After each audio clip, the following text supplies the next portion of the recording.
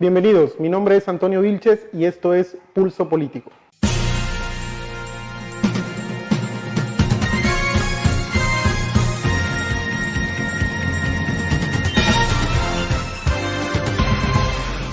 El día de hoy nos encontramos con el candidato al gobierno regional, el señor Johnny Peralta, por el movimiento Seguridad y Prosperidad. Bienvenido, Johnny. ¿Cómo está, Antonio? Muchas gracias por la oportunidad. Mire, le comento más o menos cómo planteamos la entrevista. Es una entrevista que dura aproximadamente 30 minutos y empezamos por conocer primero al ser humano. Después nos centramos en conocer al personaje político y toda la controversia que haya generado pues, en su actuar. Y terminamos con las propuestas de campaña. ¿Le parece bien? Perfecto. Cuéntenos, ¿quién es Johnny Peralta? Un poco de su familia. Cuéntenos. Bueno, Johnny Peralta, soy un economista de profesión, tengo estudios de maestría en economía de empresa. Yo provengo de un hogar donde mi padre fue profesor primario, mi madre ama de casa, tengo 10 hermanos.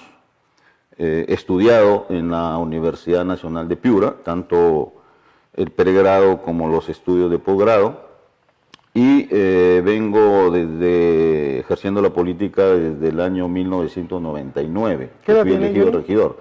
Yo tenía 24, 25 años. ¿Actualmente qué edad tiene usted? Actualmente tengo 53 años de edad. Y bueno, tengo, para terminar, mi esposa, tengo 2 hijas, muy bellas y que las quiero demasiado, y un hogar bien constituido, y la política tiene como sustento mi hogar y también el amor que tengo por mis padres, ¿no? ¿Usted es natural de Piura, de alguna otra provincia? Natural de Piura, pero yo provengo del Bajo Piura, mi madre es de Catacaos. De acuerdo. ¿Y su experiencia política? Me decía que son de más de 20 años. Claro, el año 1999 yo era gerente de la empresa Electronoroeste, que es la empresa eléctrica. Fui gerente en Tumbes y luego fui gerente de administración en Piura. Y recibo la invitación del alcalde de ese entonces, José Aguilar Santisteban, que falleció, para integrar su lista de regidores.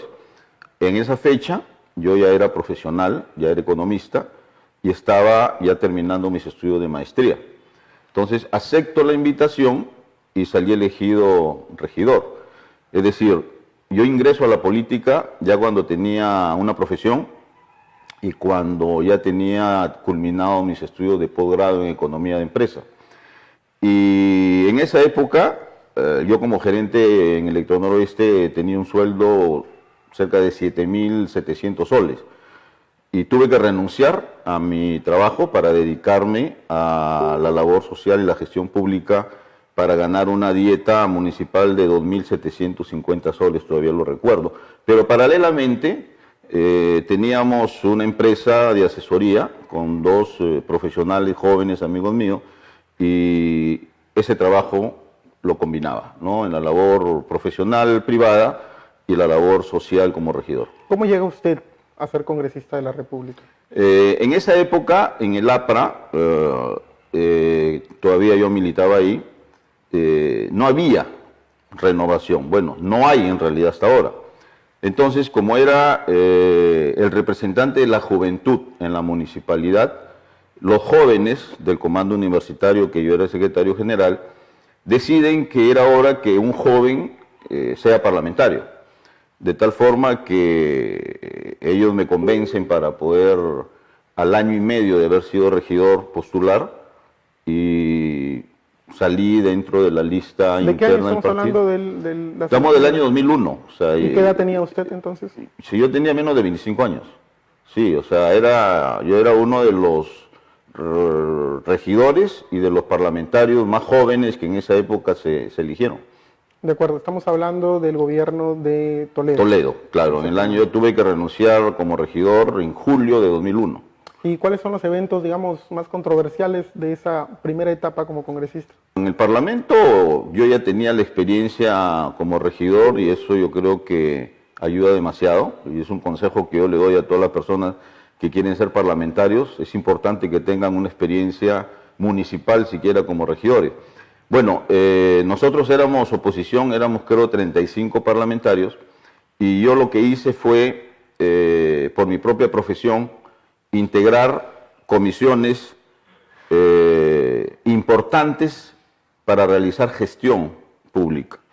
En la Comisión de Economía, en la Comisión de Presupuesto, en la Comisión de Vivienda, en la Comisión de Transporte y en la Comisión de Energía, lo cual me permitió gestionar muchos recursos para hacer obra concreta, ejecutada obviamente por los municipios y los gobiernos regionales, pero era gran parte de la demanda que yo recibía cuando visitaba los asentamientos humanos y los distritos, ¿no?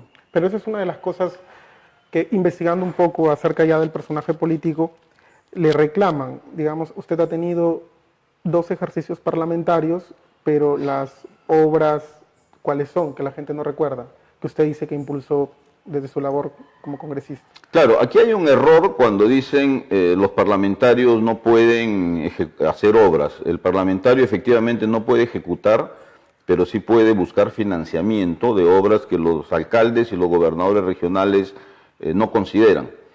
Cuando yo inicié mi gestión parlamentaria, tenía asambleas en asentamientos humanos y les hablaba, bueno, de temas que se discuten en el Congreso. Y la respuesta de la población me decía, oye, lo que nosotros necesitamos es agua potable, alcantarillado, electrificación, carretera. Usted puede comprobar algunas de las obras que yo le voy a mencionar, que han sido más de 550 millones de soles que yo he calculado que lo he gestionar durante mis 2 periodos de gobierno. La carretera al medio Piura, esa carretera la gestioné con recursos. La electrificación de toda esa zona, de todos esos caseríos, la gestionamos 13 millones de soles en 2 etapas. Usted vaya y recorra los caseríos de la Panamericana, quien se va a Chiclayo, esos caseríos también los gestionamos nosotros con la población. En La Unión, el primer proyecto de agua potable y alcantarillado fue el proyecto de Los Tablazos, 14 millones de soles, que lamentablemente tuvieron problemas en su ejecución, pero eso ya no le corresponde al parlamentario. El asentamiento humano Paredes Maceda, yo le conseguí los recursos para poder financiar su proyecto de alcantarillado, porque ellos tenían silos en su corral. Un gran proyecto que es un sueño para los huancabambinos, la carretera de Buenos Aires a Huancabamba. Yo fui el autor, el año 2012, del proyecto de ley para que se ejecute esa carretera, declarándolo de necesidad y utilidad pública. Logramos gestionar la ejecución del primer tramo, desde Buenos Aires a Canchaque. Quedó pendiente el segundo porque yo tuve que salir del Parlamento. Y así yo le puedo mencionar, en el caso del Alto Piura, yo propuse la creación de la unidad ejecutora del Alto Piura. Le asignamos 17 millones de soles para que puedan hacer un expediente técnico bien hecho, con especialistas, y lo cual no ocurrió.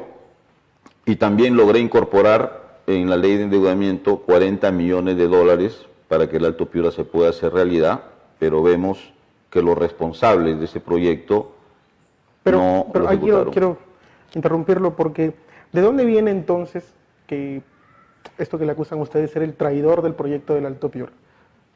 ¿De dónde viene esa, bueno, no sé cómo llamarle, esa calificación respecto a su actuar?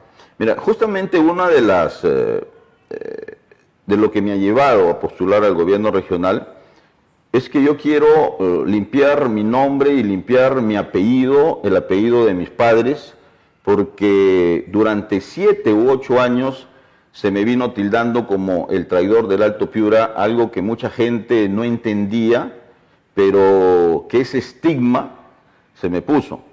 El año 2006, en Chulucana se forma la sociedad civil, un comité que le llamaron 5000+1.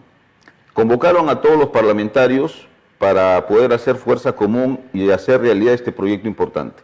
El único parlamentario que acudió fui yo. Me nombraron el interlocutor hacia el gobierno central, al Parlamento, y logramos traer al proyecto del Alto Piura hacia el gobierno regional para que ese proyecto se ejecute, porque Proinversión y el Ministerio de Economía sencillamente no querían ejecutar el proyecto porque ellos estaban respaldando el proyecto de Olmos y ese proyecto no tenía ni siquiera agua. Entonces, realizamos una serie de gestiones en el Parlamento y en el Ejecutivo para que ese proyecto se haga realidad. Pero el año 2008, cuando ya habíamos elaborado un esquema de financiamiento y técnico para poder captar financiamiento externo con el ministro de Economía de esa época, Luis Carranza, sucede que el gobierno regional cambia de rumbo con la cercanía del señor Yehude Simons. Entonces ellos cambian de ruta y en esa época ya en el Perú se conocía que en Brasil había un escándalo que llamaban Castillo de Arena, en donde estaban involucradas las empresas brasileras. Entonces, varias veces yo le dije a los responsables del gobierno regional que deberíamos seguir el camino de una licitación pública transparente, tal y conforme lo habíamos trabajado, pero cuando ellos cambian de ruta y hacen la licitación para entregarle el proyecto a las empresas brasileñas, yo tuve que tomar distancia porque sabía lo que se venía. No hicieron bien el expediente técnico, no hubieron planos y contratan una empresa brasilera que en esa época ya estaba cuestionada. Yo me enfrenté a esa empresa, yo denuncié a la Contraloría, yo denuncié ante el Parlamento esa mala licitación que realizaron, porque yo ya preveía lo que iba a suceder después de 7 años, que es la paralización del proyecto, y que ya se van gastando más de 500 millones de soles en solamente ejecutar 1 kilómetro. Entonces, yo me enfrenté no solamente a Camargo Correa, hoy día descubrimos que las empresas brasileras han venido actuando como un cártel. O sea, todas las empresas han venido actuando en forma conjunta, no en forma aislada. Entonces, Johnny Peralta, desde el Parlamento, no se enfrentó a Camargo Correa. Yo me enfrenté a todo ese cártel que hoy día ya se conoce las prácticas ilegales de soborno que venían aplicando y que yo creo que detrás de ese término del traidor, aparte de los que venían apoyando en Piura el proyecto ejecutado de esa forma, creo que hubo un financiamiento de parte de estas empresas que veían a un parlamentario que lo venía fiscalizando y cuestionando. Pero hay quienes lo miran desde otro punto de vista. Hay quienes indican que usted en ese momento formaba parte de la Comisión de Presupuesto y que abrió las puertas para que Odebrecht entrara a trabajar en el norte del país, con todas sus compañías obviamente corruptas, dado que usted eliminó del proceso SNIP el proyecto del Alto Piura. Digamos, ¿cómo respondería? Bueno, yo como parlamentario no puedo eliminar nada, y es más, o sea, no fue una ley, fue un decreto supremo emitido por el Ejecutivo. En el año 2008 nadie sabía quién iba a ejecutar el Alto Piura.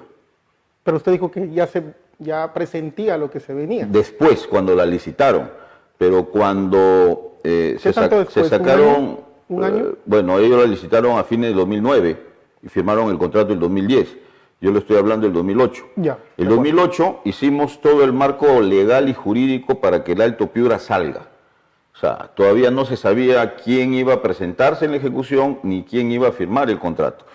Lo importante era que el Alto Piura tenga todo el marco legal y jurídico para que se pueda hacer realidad. En esa época y hasta hoy, todos estamos convencidos que el Alto Piura era importante.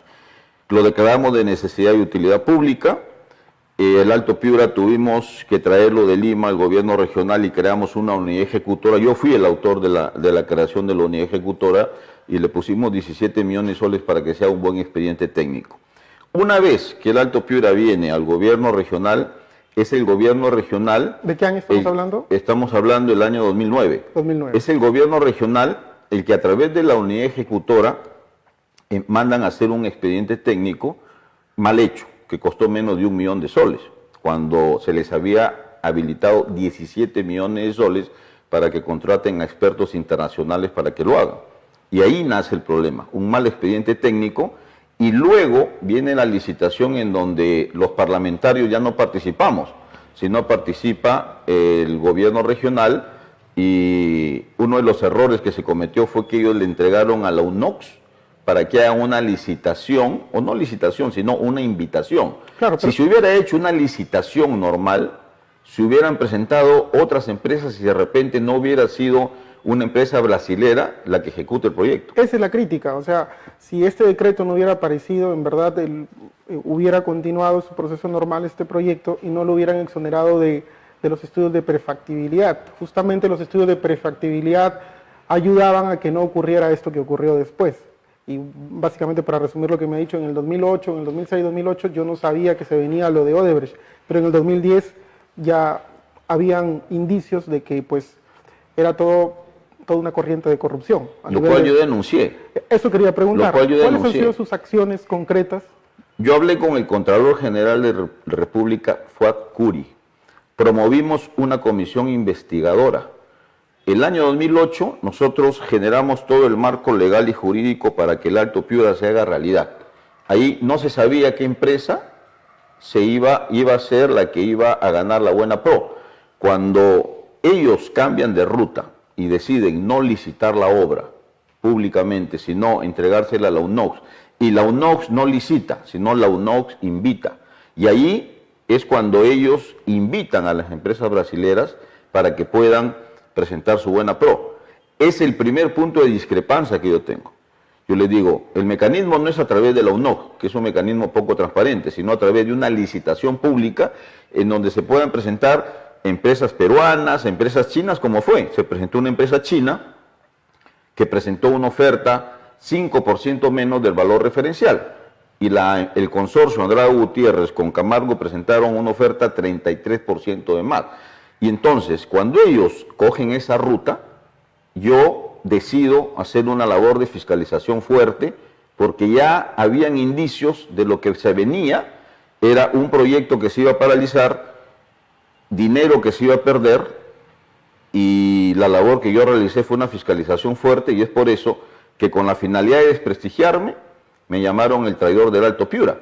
Usted pregúntese, éramos 7 parlamentarios. ¿Por qué no le dijeron nada a los otros 6 parlamentarios y solamente al parlamentario que fiscalizaba? Y que después de 7 años, la realidad me da la razón. Pasó lo que yo denuncié en su momento, y durante 7 años vine denunciando el problema del Alto Piura. ¿Cuál es el estado actual del Alto Piura? Lo que yo sé es que se van invirtiendo 500 millones y que solamente tenemos un avance de 1,5 kilómetros. ¿Ese es el estado actual del proyecto? El proyecto del Alto Piura involucra 3 gestiones. La gestión de Trey de Lara, que fue la que licitó el proyecto el año 2010 y que lo firmaron por 479 millones de soles con Camargo Correa. Luego viene la gestión Atkins, en donde el actual gobernador regional tuvo la administración como presidente del directorio durante 2 años y medio, que fueron en donde se pagaron las 9 adendas que incrementaron el valor del Alto Piura. ¿A cuánto? 300 millones, cerca de 300 millones de soles, que fueron los que se le pagaron a Camargo Correa, más los 69 millones de soles del arbitraje que ganó últimamente. Y luego se hicieron, para corregir ese mal expediente, 2 expedientes más. El último fue el que realizó el exministro de Agricultura, con sellos y firmas falsificadas según los testimonios en un programa dominical, y se vinieron cometiendo, pensando positivamente, error tras error. Pero en conclusión, solamente se ha avanzado 1 kilómetro de la perforación del túnel, más de 500 millones de soles, y una represa que también debería realizarse, no se ha puesto ni un solo ladrillo. Entonces, esto es un escándalo. Aquí en Piura, cuando se hace un tramo de carretera por 5 millones de soles, es un escándalo en los diarios, pero en el caso del Alto Piura, se van gastando más de 500 millones de soles solamente en perforar 1 kilómetro. Y esa investigación tiene que realizarse porque es responsable, ¿no? Otra de las críticas que yo encuentro hacia su persona es la siguiente. No se pudo prever el controlar el río. No hubo ningún proyecto en todas estas 2 etapas, estas 2 gestiones, que hubieran ayudado, digamos, a que esta tragedia pues no pase.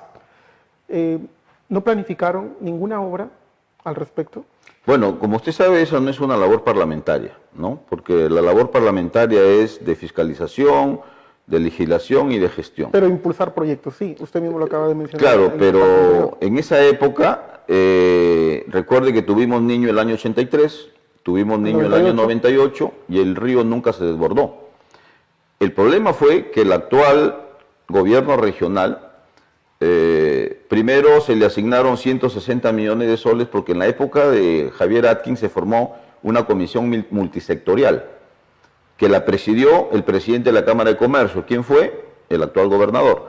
Se le transfirieron 160 millones de soles, identificaron 11 proyectos para prevenir ya lo que se venía, porque esto del cambio climático se viene hablando de hace muchos años, ¿no? Y no se hizo absolutamente nada. Para la prevención, en el gobierno de Humala se destinaron también una gran cantidad de millones de soles para proteger. Pero igual, fue antes del desborde del río y no se hizo absolutamente nada. Había dinero, habían proyectos, estaba el gobierno regional y el Ministerio de Agricultura y una comisión encargada de eso, de tal forma que lo que pasó fue que las instituciones del Estado no supieron cumplir con su función de prevención. O sea, no faltaba dinero, no faltaba ley, no faltaba absolutamente nada. Lo que ha habido es una mala gestión para evitar que el río se desborde. Obviamente, pero insisto otra vez con la pregunta. En su segunda etapa como congresista teníamos al presidente aprista, la mayoría de ministros apristas, ustedes controlaban la mesa del Congreso, obviamente la mayor cantidad de comisiones eran apristas, el gobierno regional era aprista, o sea, fue la oportunidad de oro para hacer las grandes obras para esta región y se desaprovechó completamente. Incluso se le acusa a esa parte de la gestión que incluye ministros, congresistas y gobernador regional, que se hicieron mucho mejores cosas en el sur, en Arequipa, en Ica, grandes hospitales, carreteras, cosa que no hubo para Piura. Y allí usted era, digamos, uno de los representantes políticos más importantes del norte del país. ¿Cómo responde a eso? Mire, yo le acabo de mencionar uno de los grandes proyectos que fue la carretera Buenos Aires-Huancabamba, que no es un proyecto menor, ¿no? Un hospital de alta complejidad, por ejemplo. En ese momento no teníamos la gravedad de salud que hoy día lo tenemos. Desde el Parlamento uno solamente puede impulsar aquellos proyectos que tienen estudios. O sea, uno en el Congreso ni en la Comisión de Presupuesto puede usted ponerle recursos a un proyecto que no existe, que solamente está en idea. En el caso incluso del Alto Piura, no había expediente, no había perfil, pero sí le pusimos un código y gracias a eso lo pudimos incorporar en la comisión, en el presupuesto general de la República. Yo quisiera entrar a otro tema, un tema, no sé si usted de repente se pone incómodo. Reinaldo Gilvig, ¿de dónde nace esta rivalidad política? Mire, para terminar la pregunta anterior, o sea, no trate usted de responsabilizar a gobiernos y gestiones anteriores cuando el responsable del desborde del río tiene nombre propio. Aquí vamos el señor Reinaldo Gilvig y el señor Carlos Bertini, que fue el presidente del Chira Piura. ¿Cuál es la institución que tiene a cargo evitar los desbordes y realizar las labores de prevención en los caudales, ya sea del río Piura y del río Chira? Es el Chira Piura. ¿Y quién era el presidente? El señor Carlos Bertini. Esos son los responsables. Así que encontrar culpables en gestiones anteriores, cuando los responsables sabemos quiénes han sido, incluso fue destituido el señor Bertini por eso, ahí está, la cosa sumamente clara, nombre y apellido. No voy a defender lo que usted acaba de decir, no me voy a defender. Lo que yo quiero, lo que estaba diciendo en todo caso, es que a los políticos de hace 5 o 10 años les faltó mirar hacia futuro, porque sabían que esto iba a ocurrir. Claro, a estos personajes les ha tocado vivirlo, como le pudo haber tocado a usted si hubiera ganado. Hubiera sido distinto. Exactamente, por eso no me lleve por otro camino. Yo lo que le quiero decir es, si nuestros políticos de hace 10 años, teniendo las condiciones que tenían, ministros, presidentes, la mesa parlamentaria, las comisiones, el gobierno regional, se hubiera planificado, anticipado lo que de todas maneras nos iba a tocar, tal vez se hubieran impulsado proyectos y estuvieran más avanzados. No, es que el río no se debió desbordar porque hubo dinero. O sea, durante el gobierno del señor Atkins, durante el gobierno del señor Gilvig, hubo dinero, millones de soles que Claro, se gastaron. y van a tener y que- el río no tuvo por qué salirse. Y van a tener que responder a Por eso. eso le Y van digo, a tener o que sea, responder por eso. antes de esas gestiones, o sea, no tenemos por qué nosotros mirar hacia atrás cuando las dos últimas gestiones tuvieron millones de soles para descolmatar el río, para poder hacer las represas, y sin embargo no lo hicieron. O sea, no tratar de desvincular de la responsabilidad a los Obviamente, verdaderos no. responsables Eso sí y no tratar estoy- no de estoy encontrar diciendo para responsables en gestiones anteriores, ¿no? Para nada estoy Porque si diciendo el río se hubiera salido durante los gobiernos anteriores y gestiones, entonces ahí sí tendríamos que señalarlo, ¿no? Obviamente. Me esquivo la pregunta. Pero todavía voy a ser más incisivo. Ya. ¿De dónde viene el conflicto con Reinaldo? Pero antes voy a hacer un paréntesis. Dicen que usted es un egocéntrico y que no le perdona a Reinaldo que siendo un primerizo en política le haya ganado la elección anterior. ¿Eso es cierto? Lo que yo no perdono son los advenedizos y los incompetentes para gobernar la ciudad y que la han destruido.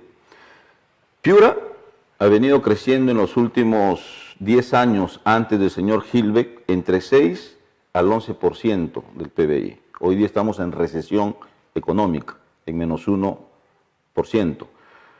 Piura fue una ciudad en donde vinieron una serie de inversiones. Hoy día hay muchas que se están yendo, hay otras que no están llegando, y hay centros comerciales que se están yendo a otros lugares y eso está originando desempleo. ¿Cómo yo no le voy a perdonar a un advenedizo que ha permitido que Piura se destruya? La ciudad de Piura destruida, las provincias y los distritos en abandono. Entonces, eso es lo que uno no puede permitir y aceptar. Y no solamente soy yo. Creo que es un malestar que lo comparte toda la población. Tenemos 8 años, 2 periodos en donde se ha demostrado que los empresarios no son buenos gestores públicos.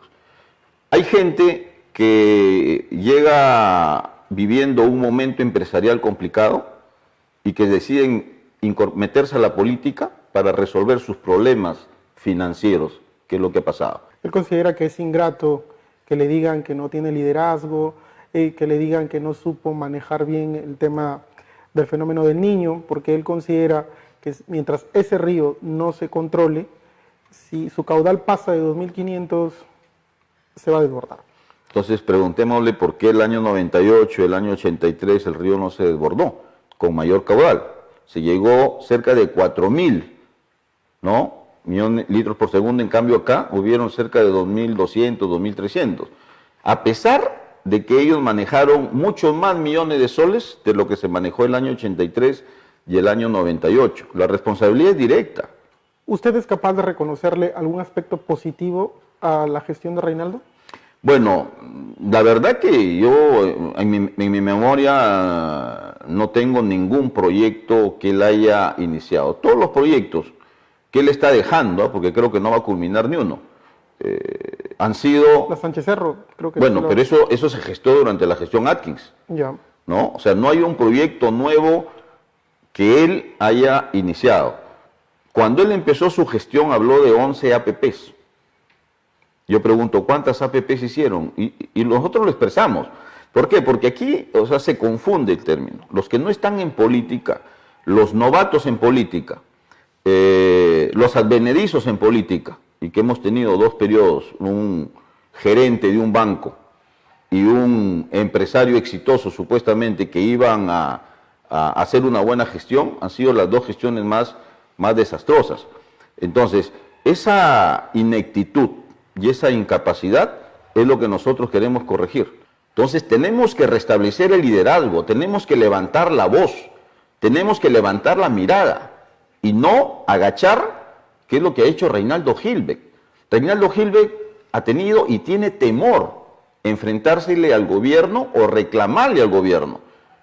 Y lamentablemente el centralismo se ha fortalecido en contra de la autonomía que nosotros teníamos antes de esta gestión. Eso él lo ha reconocido, la verdad, siendo honestos, en la entrevista que le realicé hace unas semanas, reconoció que no es su carácter pelearse con el Ejecutivo porque considera que las regiones que se pelean finalmente les terminan paralizando las obras. Y bueno, eso es una actitud de hacer política, eso ya ese debate se lo dejo a ustedes. Pero quisiera precisar también un tema que se le tocó, donde usted está involucrado. ¿De dónde sale que el candidato Helera está siendo financiado por Reinaldo Gilbert? Bueno, la estrategia del señor Gilbert, y aquí justamente quería redondear lo anterior, ellos confunden, como no son políticos propiamente dichos, no tienen experiencia en la política, son empresarios que han incursionado en la política y que luego se regresan a su empresa. O sea, no les interesa cómo van a dejar el Estado, cómo va a dejar el gobierno regional, cómo van a dejar a la región. ¿No? Aventureros de la política, 5 años y luego se retiran. ¿Qué es lo que pasa con el señor Atkins? ¿El señor Atkins sigue haciendo política? El señor Atkins se ha retirado al sector privado. Ha estado, creo que en la caja municipal y haciendo labores privadas. Entonces, aquí la gestión pública tiene que ser en forma permanente. O sea, aquí no se trata de que a uno le digan, uno es vividor de la política. Cuando uno sale de la universidad tiene 2 caminos. O decides por hacer empresa privada para beneficiar solo y exclusivamente a tu familia, o decides la gestión pública para beneficiar a la sociedad. Ese camino fue el que yo adopté hace 25 años. Entonces, el señor confunde, como no sabe de política, y él confunde entre ser un oponente y un adversario político a ser un enemigo. Cuando uno participa en una elección y queda segundo, ese electorado que uno tuvo le dice, tú tienes que fiscalizar al gobernante que ganó las elecciones. La oposición. Y es la labor que nosotros hemos hecho. O sea, el señor Reinaldo Gilbert, o Rey, como le dicen, cree que estamos en una monarquía. Aquí estamos en una democracia, ¿no? Aquí no gobiernan reyesuelos. Acá él tiene que saber que hay movimientos y partidos políticos que tienen que controlarlo, que tienen que fiscalizarlo y que tienen que proponerle, como nosotros hemos hecho durante 4 años. Hemos dado propuestas. Entonces, ¿y el candidato Helera cómo aparece aquí? Claro, entonces él cree que nosotros, y yo principalmente, o sea, soy enemigo del no. Yo he venido cumpliendo una labor que el pueblo me encargó, que es fiscalizar y denunciar actos de corrupción. Mire lo que ha pasado en el sector educación, mire lo que ha pasado con obras emblemáticas e importantes, con los hospitales, con el fenómeno El Niño. O sea, hasta denunciado su propio asesor personal Bertini. Yo aquí lo quiero decir, en nuestro gobierno no van a haber Bertinis. En nuestro gobierno no van a haber asesores corruptos. En nuestro gobierno va a gobernar el gobernante que la población elija. Al señor Gilbert lo eligieron, pero quien gobierna es su asesor, involucrado en varios actos de corrupción. En nuestro gobierno no van a haber bertines ni corruptos, eso yo lo puedo asegurar. Por tercera vez, Helera. Bueno, no solamente es el caso del señor Helera. Como él cree que estos actos de corrupción van a desempolvarse y se van a conocer al final, él quiere pues tener gobernantes amigos que le tapen todo. Nosotros, como le digo, no vamos a hacer cacería de brujas, pero tampoco vamos a tapar actos de corrupción. Que sean los órganos competentes los que eso lo realicen. Pero hay vínculos, por ejemplo, gran parte de su equipo de campaña de él la han distribuido en varios candidatos. O sea, porque ellos dicen todos o cualquiera menos Peralta, ¿no? Y obviamente tiene equipos o gente cercana de él en la mayoría de candidatos. No sé a qué arreglos habrán llegado, pero conmigo el señor Gilbert no llega a ningún arreglo. Conmigo no va a haber borrón ni cuenta nueva. Conmigo no va a haber conversaciones ni componendas para ocultarles lo que no han hecho o los actos de corrupción supuestamente que se han realizado y que ya hay denuncias. Podrá conversar eso con otros candidatos, podrá financiar la campaña de otros candidatos, podrá ponerle camionetas a otros candidatos, pero al Movimiento Seguridad y Prosperidad preferimos hacer una campaña muy austera que recibir financiamiento de la corrupción y de la incapacidad. ¿Cómo calificaría la gestión del gobernador Reinaldo? El candidato Helera la aprueba. No le puso nota, pero la aprueba. ¿Pero cómo no lo va a aprobar si es su candidato? ¿Usted qué nota le pone? ¿No? Obviamente los candidatos del señor Gilbert tienen que apoyarla porque si no le quitan el financiamiento y no ganan la elección. ¿Usted qué nota le pone? Este gobierno ha sido un gobierno mediocre, un gobierno incompetente y un gobierno manchado con actos de corrupción. Y eso no lo digo yo, eso lo dice cualquier ciudadano. Es un gobierno aventurero, con gente que ha llegado al Estado no para beneficiar a la población, sino para enriquecerse. Me queda claro que descalifica completamente la gestión de Reinaldo. Es que usted ve de que Piura ha cambiado, o sea, Piura se ha desarrollado. Le estoy diciendo que los indicadores económicos, Piura ha retrocedido. La mortalidad se ha incrementado, la anemia se ha incrementado, los hospitales están totalmente abandonados, las ciudades están destruidas. Entonces, ¿qué avance podemos nosotros reconocerle a esta gestión para no personalizar en el señor Reinaldo Gilbert? Ninguna. La caleta de la tortuga, ¿es de Sechura? ¿Es de Paita? Usted también está metido en ese debate. Mire, no se trata de lo que decida un candidato o un gobernante. En el gobierno regional hay una oficina de demarcación territorial que tiene que hacer un estudio legal y un estudio técnico, incluso creo que hicieron un referéndum. Luego ese estudio se va a la oficina de demarcación territorial de la Presidencia del Consejo de Ministros y al final eso se traduce en una ley que tiene que aprobarla el Parlamento. Usted dijo, de tal forma dijo que debiera ser a favor de Sechura. que lo que tenemos que hacer es revisar lo que ha hecho la Oficina de Demarcación Territorial del Gobierno Regional para poder nosotros emitir una opinión responsable. O sea, ahí no es una opinión política, es una opinión técnica y legal. ¿Fue responsable? Y hay que revisar, ¿Fue responsable su declaración? Porque yo he leído su declaración textual, dijo, debe ser revisado el caso en favor de Sechura. No. ¿Puede admitir que fue responsable? ¿En dónde ha leído usted eso? ¿Se lo puedo mandar o lo podemos poner pero en la dígame, edición? ¿en dónde ha leído eso? Tengo la fuente, pero... No, pero ¿en dónde ha leído eso? Lo podemos poner como parte de la entrevista, no se preocupe usted, ahí está. No, ese es un tema bien delicado que merece ser visto con bastante objetividad. ¿Sabe por qué? Porque cuando hay conflicto interno en una región, el gobernante tiene que ponerse por encima de apasionamientos y tiene que actuar con responsabilidad para que se decida lo justo.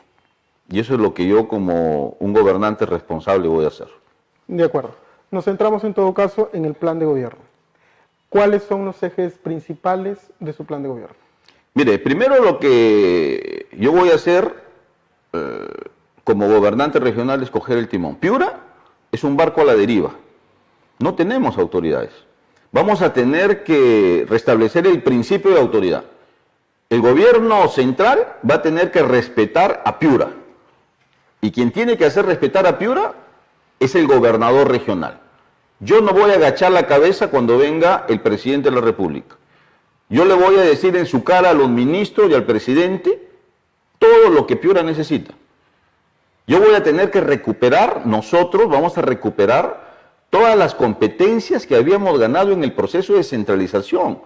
Hoy hay varias competencias en el Ministerio de Transporte y de Agricultura que el gobierno central no las ha quitado. Vamos a tener que promover la descentralización fiscal. Es decir, Piura va a tener un gobernante que la va a respetar con autonomía y con el respaldo de la población.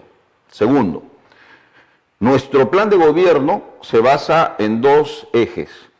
Es el tema social, en donde nuestra prioridad va a ser el sector salud. Nosotros vamos a destinar el 70% del presupuesto de la República el primer año al sector salud. Los hospitales están en camino, pero los hospitales demoran 3 años para ejecutarse. Nosotros vamos a rehabilitar los 35 centros de salud estratégicos que hay en toda la región. ¿En el primer año?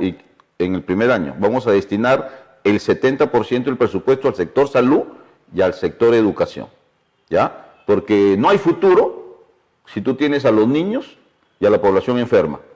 No hay futuro si tienes a los niños anémicos y que no tienen un buen desempeño educativo, que es lo que hizo el señor Vizcarra. El señor Vizcarra, con 160 millones de soles, elevó a Moquegua del último lugar al segundo lugar a nivel regional. Y eso es posible hacerlo.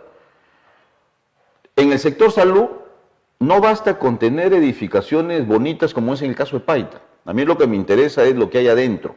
¿Y qué vamos a hacer?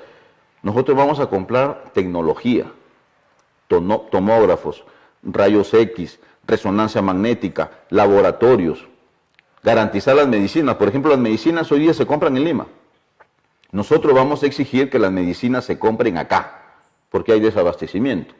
Vamos nosotros a hacer una revolución educativa y en el sector salud. ¿Y cómo vamos a resolver el déficit de camas mientras llegan los hospitales que Piura necesita? Porque ese es el gran problema. ¿Sabe qué es lo que no está funcionando en el sector salud? Es que nosotros tenemos un cordón sanitario de primer nivel, que son los 35 centros de salud estratégico. ¿Qué pasó durante el dengue? El señor de Ayabaca, que le daba dengue, iba al centro de salud y no encontraba médico, no encontraba cama, no encontraba medicina. ¿Y qué hacía? Se venía al Hospital Santa Rosa. ¿Qué hacía el señor de Curamori? Todos hacían lo mismo. Entonces, si hubiera funcionado ese cordón sanitario de 35 centros de salud estratégico, no se hubiera visto saturado ningún hospital, ni el Hospital Santa Rosa, ni Cesamica, ni el Hospital de Sullana. Entonces, mientras los hospitales se construyen en 3 años, uno tiene que fortalecer los establecimientos de atención primaria. Y eso es lo que nosotros vamos a hacer. Vamos a ampliar la capacidad de estos centros de salud y sí vamos a invertir mucho en tecnología. A mí lo que me interesa es que se le dé una muy buena atención al paciente. Vamos a implementar tecnología para que la gente no esté durmiendo en las calles, sino que las citas puedan ser sacadas a través del teléfono o a través de un aplicativo aquí en el smartphone, que el hijo pueda sacarle a la mamá o al papá. Y vamos a descentralizar las compras de las medicinas y vamos a implementar también un laboratorio. Las muestras, por ejemplo, para detectar el dengue, tenían que ser llevadas a Lima. Y venían después de 7 días. Y cuando el dengue se desbordó, demoraban 15 días. Y cuando la muestra venía, usted ya estaba muerto. Y cuando usted estaba muerto, recién le decían, ha muerto por el dengue. O sea, falta de plan, falta de prevención, una insensibilidad tremenda. Este gobierno regional no ha tenido corazón. Ha sido un gobierno sin corazón. Y hoy día en la campaña recién quiere ponerse el corazón para seguir gobernando. Y eso no es así. ¿Cómo resolvemos el tema del desempleo? Mire, estamos en recesión económica. Vamos a hacer un programa de promoción de inversiones, pero también un plan de reactivación. Hay muchas empresas que están quebrando porque después del Niño se han visto afectadas en su capacidad de producción y las ventas están bajando. Están despidiendo personal, principalmente los jóvenes. Entonces, vamos a hacer un plan de promoción de inversiones, pero vamos a proponerle al gobierno un plan de reactivación económica para ver, por ejemplo, las deudas que las empresas tienen. Y que esto ya ha sucedido en eventos anteriores, para que se les pueda oxigenar a las empresas y no puedan quebrar, ¿no? ¿Eso lo puede hacer desde el gobierno regional? Por supuesto, el gobernador regional tiene iniciativa legislativa. Iniciativa legislativa, pero también lo podemos hacer como gestión. O sea, yo sé cómo piensan los ministros de Economía. Yo he trabajado con 5 ministros de Economía.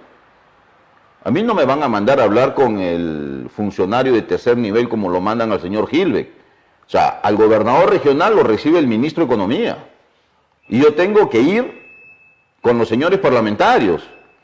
Los señores parlamentarios ni siquiera se les ve.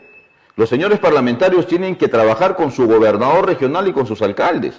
Continuemos con el tema del desempleo, porque Ya, una entonces, de las cosas que más...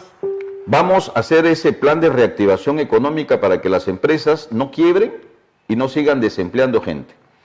Vamos a hacer una agencia de promoción de inversiones y vamos a crear una especie de embajadores económicos con la finalidad de que todas las riquezas naturales que nosotros tengamos sean expuestas ante el mundo. Pero vamos a tener que ir al segundo escalón, que es la industrialización de nuestra agricultura, para darle valor agregado y para darle mayor ingreso a las personas que se dedican a la siembra de estos cultivos. Y también en la sierra tenemos un plan sierra. Hay toda una potencialidad turística industrial en la sierra Ayabaca y Huancabamba, que nosotros vamos, y turística también, que nosotros vamos a impulsar. Y ahí se pueden localizar bastantes empresas y generar empleo, para que los jóvenes no vengan acá pues a invadir un terreno en donde no van a tener agua, no van a tener carretera, no van a tener electrificación. Es decir, sí es posible hacer de Piura la primera región del país, y eso es lo que nosotros vamos a hacer. De Piura, la primera región segura, con bienestar y con empleo principalmente para los jóvenes. Suena bonito, candidato Johnny, suena muy bonito todo lo que usted dice. Me gustaría que lo exprese en números. Su plan, ¿cuántos nuevos puestos de trabajo contempla? ¿Cuántas nuevas empresas contempla para la región en los próximos 4 años en las que usted sería gobernador regional? Mire, yo creo que con todo este plan de gobierno y plan reactivador, nosotros podemos ayudar a generar cerca de 250.000 puestos de trabajo. No solamente en la agroindustria, en el fortalecimiento de la microempresa a través de la tecnología, en crear un clúster turístico, ahora que se va a hacer la costanera, en las grandes inversiones que se vienen a Bayobar, en el sector pesquero, por ejemplo, que vienen teniendo una serie de dificultades con el gobierno central, también se puede generar empleo. Aquí, por ejemplo, hay una empresa Rapel, que siembra uva. Claro. Esa empresa Rapel, solamente ella le da trabajo a 12.500 jóvenes. Y hay más empresas que le pueden dar esa misma o más cantidad de trabajo a los jóvenes. Y algo importante, vamos a poner mucho énfasis en la juventud. Vamos a crear la Defensoría de la Juventud. Hay muchos jóvenes que ahorita están trabajando, no se les paga el sueldo mínimo, se les hace trabajar 12 horas, no tienen CTS, no tienen seguro social, no se les paga seguro social, horas extras. Entonces, el gobierno regional, a través del Ministerio de Trabajo y SUNAFIL, tiene que vigilar no solamente que vengan inversiones, sino que también esas inversiones se hagan con justicia y que respeten las leyes laborales. Entonces, hay jóvenes, por ejemplo, que estudian en institutos o en universidades que no tienen ningún tipo de control, que cobran las pensiones, las matrículas y conceptos en donde la educación es pésima, de mala calidad y muy costosa. Y nadie dice nada. La pregunta es, ¿el gobierno regional puede hacer algo en eso? Obviamente sí, todo lo que pasa en Piura es responsabilidad de su gobernante. Si tenemos nosotros, por ejemplo, que ante el gobierno, ante el Congreso o a través de la Asociación de Gobiernos Regionales presentar iniciativas para que en las universidades no se cometan abusos de sobrecostos de enseñanza para los jóvenes, tenemos que hacerlo. ¿Cuáles son sus propuestas para el tema de seguridad ciudadana? Yo creo que hay que invertir más en las videocámaras. Hay que invertir más en el alumbrado público, que es justamente las condiciones que se crean para que la delincuencia se pueda incrementar.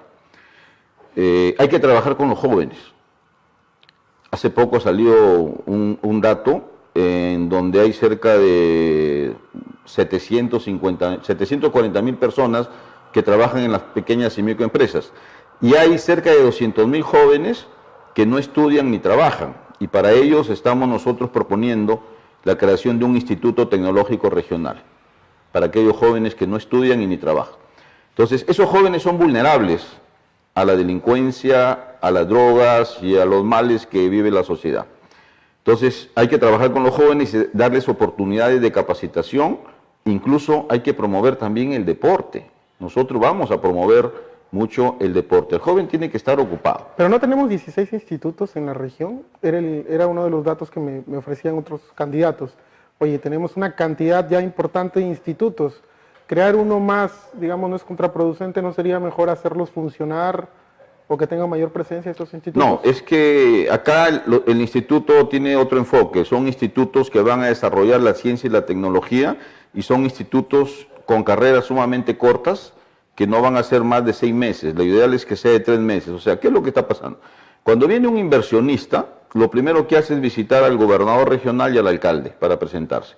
Entonces el gobernador lo que tiene que preguntar al inversionista, ¿cuánto usted va a invertir? 10 millones de dólares. ¿Cuántos empleos va a necesitar? El primer año 1.000, el segundo 2.000. Ya, ¿qué perfil de técnico necesita? El perfil A, B y C. Entonces, en base a ese perfil, usted le dice al inversionista, yo como gobierno regional, a través del Instituto Tecnológico voy a formar a esos jóvenes para que no pase lo que sucede en Talara, para que no pase lo que sucedió en Bayóvar, que las empresas tienen que contratar personal de otro lugar. ¿Por qué? Porque los jóvenes no están capacitados. Y en ese caso las empresas tienen razón. O sea, usted pone un joven que no está capacitado a trabajar en un pozo petrolero, ese joven puede morir. Entonces, el gobernante regional tiene que prever eso. Si él sabe que dentro de un año va a venir una inversión de 5.700 millones de dólares, como la refinería de Talara, o de más de 10.000 millones en el caso de Bayóvar, entonces usted tiene que dar las condiciones de oportunidades a esos jóvenes. ¿Cuáles son tus propuestas para el tema de infraestructura en general o infraestructura vial? Bueno, nosotros tenemos que cubrir una brecha en infraestructura, podemos llamarla infraestructura social y la infraestructura productiva. En la infraestructura social tenemos colegios, hospitales, y en el caso de la infraestructura económica es la infraestructura que tiene que llegar para atraer las inversiones.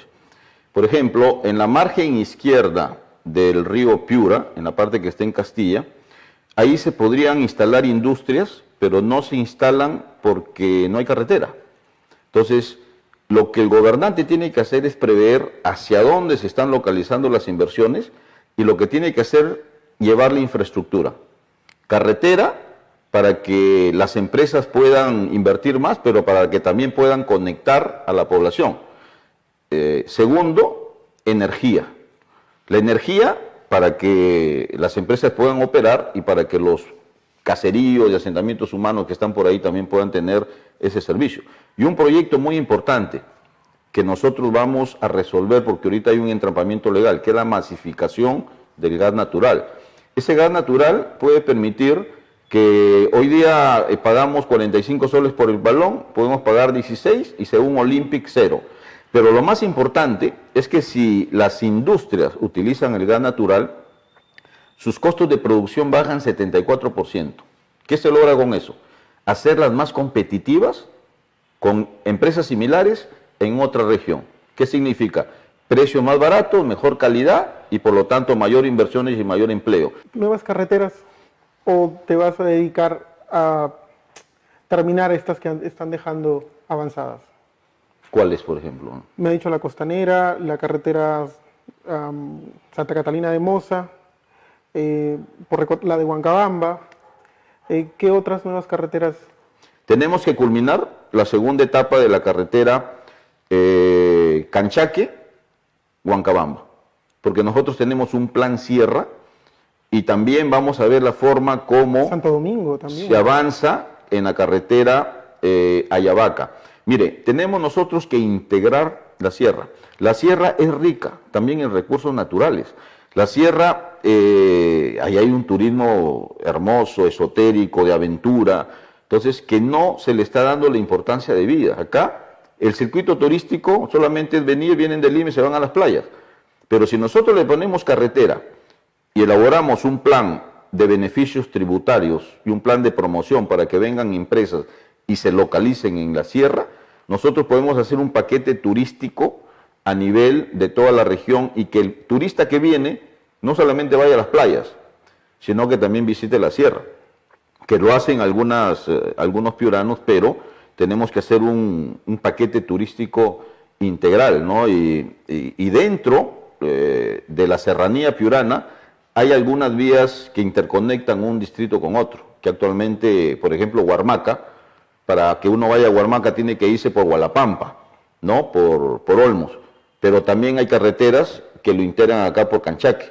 Entonces, hay varios corredores económicos, turísticos, que interconectan varios distritos que tienen que también invertirse ahí, y no necesariamente con recursos del gobierno regional, sino con recursos del gobierno central, y ahí sí hay que hacer bastante gestión, y en ese campo yo creo que tengo la experiencia para poderla realizar, ¿no? Preguntas finales. ¿Estuviste cercano al fujimorismo en algún tiempo? Mira, yo he estado cercano a todas las personas y a todos los movimientos políticos porque hay que conversar. Si uno, por ejemplo, quiere sacar algún proyecto para Piura y que eso depende del Parlamento, uno tiene que ir a conversar con las fuerzas políticas determinantes. Hoy día, por ejemplo, el fujimorismo, APP y todas las fuerzas políticas que están ahí en el Parlamento, uno tiene que ir a dialogar. O sea, uno tiene que conversar con todos por Piura. O sea, a nivel de ejecutivo también tenemos que ir a conversar para poder gestionar. O sea, a gente del fujimorismo yo conozco porque cuando fui parlamentario también fueron parlamentarios varios representantes del fujimorismo. ¿Por qué Treyes Lara no? Yo no sé qué tendría que conversarse con él, en verdad. No, ¿por qué Treyes Lara no, digamos, que es tu rival, ¿no? Pero rival... Rival político, ¿no? Oponente suena mejor. Un oponente político en todo caso. ¿Por qué él no sería una buena opción para el cargo que tú postulas? Bueno, yo creo que eso no me corresponde decirlo a mí, eso le corresponde decirlo al elector y al ciudadano. Ellos podrán calificar a cada candidato. El televidente ha sentido que te has ido con todo contra Reinaldo, te has ido con todo contra Helera, y si yo toco a un compañero tuyo, es como que no, eso le corresponde al ciudadano. No, Helera no es mi compañero. Bueno, ha sido de militancia al menos, en algún momento. Ha sido.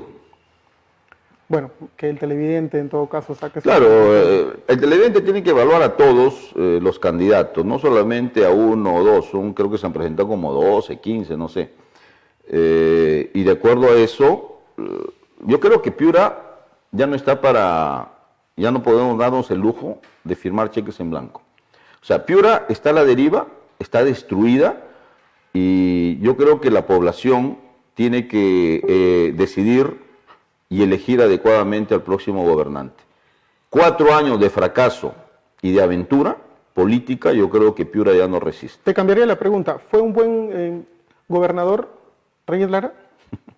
Mire, su gobierno ha sido también observado por este proyecto del Alto Piura, pero yo creo que, no recuerdo, bueno, en su periodo salió el proyecto de Bayobar, en donde yo también participé, se licitó el Alto Piura, que se hizo mal, ¿no? Pero yo no quisiera calificarlo porque como es uno de los candidatos, yo espero que la ciudadanía lo pueda hacer y al final decidir el voto que le permita a ellos tener la mejor opción para que Piura se pueda desarrollar y salir de todos estos problemas que tenemos, ¿no? Cuando le dicen a Johnny Peralta el Alan García de la región Piura, ¿usted cómo toma esa aseveración? Yo lo he leído mucho en los comentarios. Sí, primera vez que yo escucho eso. Dice que usted es egocéntrico, además tiene esa facilidad de palabra y tiene ese mismo temperamento político. Yo lo que tengo es el conocimiento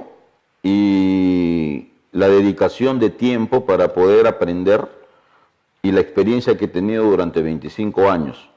Si yo conozco muchos temas, es porque estudio, es porque leo, es porque he tenido la oportunidad de viajar y recorrer varios países cuyas experiencias quiero implementar, y es porque durante 10 años yo me he dedicado a hacer gestión pública en la Comisión de Economía y en la Comisión de Presupuesto. Eso es lo que es Johnny Peralta, y yo creo que eso es una garantía de que nosotros vamos a hacer un buen gobierno, porque no soy un advenedizo, no soy un nuevo en la política, no soy una persona que viene del sector empresarial para gobernar 4 años y luego regresar a mi empresa. Yo creo que puedo hacer un buen gobierno y yo creo que la población me va a dar la oportunidad para trabajar por Piura, levantar Piura y convertirla en la primera región productiva y segura de nuestra región, de nuestro país. Vamos a terminar la entrevista y quisiera por favor que te dirijas a la ciudadanía piurana y que, bueno, les des un mensaje de por qué deberían votar por ti en estas próximas elecciones. Bueno, yo quiero invitar a toda la población, principalmente a las jóvenes, tanto hombres como mujeres, para que en estas elecciones analicen bien su voto y lo decidan. Yo creo que es el momento de romper esta continuidad de populismo, de dádivas de personas que en base al poder económico y empresarial han llegado, cuyo resultado es la destrucción de nuestra región. Nosotros queremos hacer una revolución educativa, una revolución en el campo de la salud. Vamos a invertir mucho en la tecnología y para eso la juventud va a jugar un rol importante porque son los que tienen la innovación, los que conocen la tecnología y los que nos van a ayudar a modernizar el Estado. Entonces, a ellos yo les pido que evalúen bien su voto y que nos acompañen a hacer de Piura la primera región saludable, la primera región segura y la primera región en donde vengan inversiones y generen empleo para la juventud. De acuerdo. Muchas gracias. Y que marquen el árbol que es nuestro símbolo. Muchas gracias por la entrevista, Johnny. Johnny ha tenido la gentileza de recibirnos en su casa. Si se escucha por ahí alguna moto o algún sonido extraño, se debe a que ha tenido esta gentileza. Una vez más, Johnny, muchísimas gracias por la entrevista. Muchas gracias.